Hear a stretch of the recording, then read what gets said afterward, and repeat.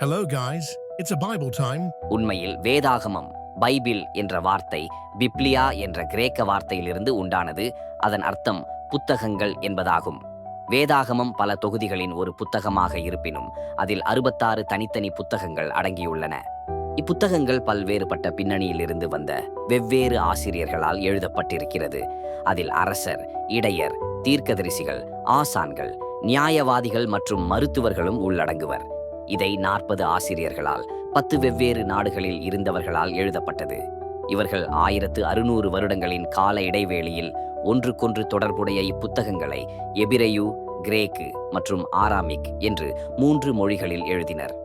Bible என்னும் கிறிஸ்தவ வேதாகமத்தின் 2 பெரும் பகுதிகளில் ஒன்று பழைய ஏற்பாடு, இதில் 39 புத்தகங்களும் மற்றும் புதிய ஏற்பாடு, இதில் 27 புத்தகங்களும் அடங்கியுள்ளது.